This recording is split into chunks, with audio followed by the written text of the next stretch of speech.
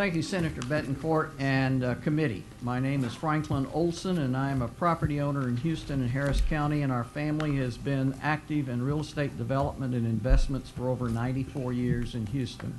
I'm also a leader in the Metropolitan Organization, which is a coalition of churches and other organizations that deal with issues relating to families. As has already been established, currently the city of Houston is projected to be at $160 million in the red, and also we are suffering a tremendous deficit in our pension plans. A good bit of this is a result of the revenue cap, and we'll talk a little bit more about that. Several of the issues that have been presented to our constituents have been such things as a need for 1,500 other police officers, more public school funding, and also dealing with indigent health care.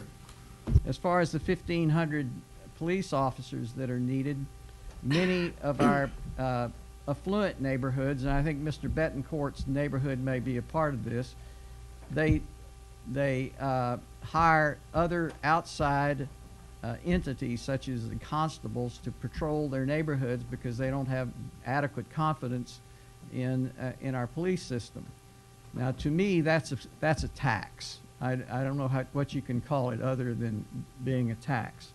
But at any rate, unfortunately, lower income communities can't afford to hire the constable's office to patrol them.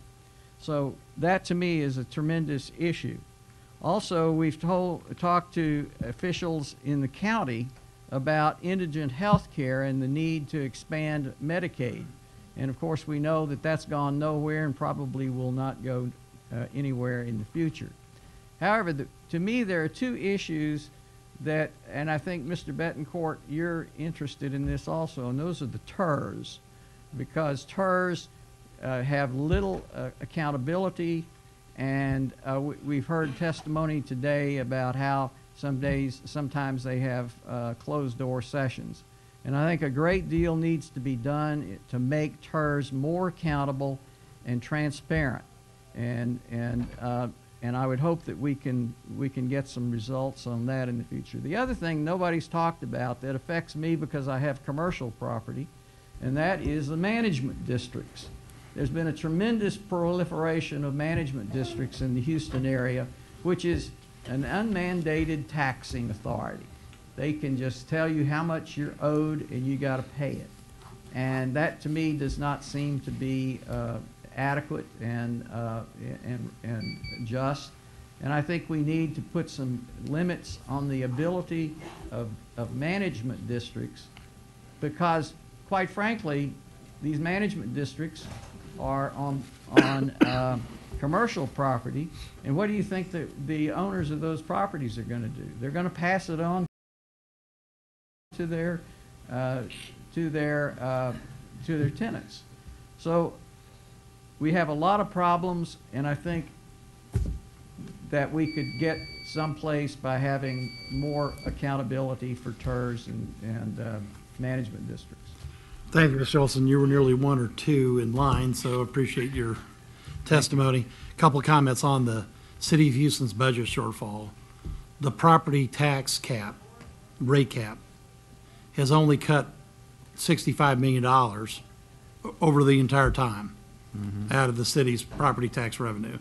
But their shortfall is $165 million. Their shortfall next year is going to be over $500 million and climbing.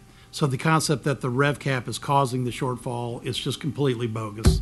Well, I'm not saying that it's the whole reason, but I think that we need to look at that and also... But you make great points about TERSs, Mr. Olsen, because even League City has a TERS, okay? They're everywhere. And management districts will be covered, special districts. They need to have the same guidelines that all the other taxing entities do as well. The problem with management districts is no one votes. Yes. Okay, right. All right, any questions for Mr. Olsen?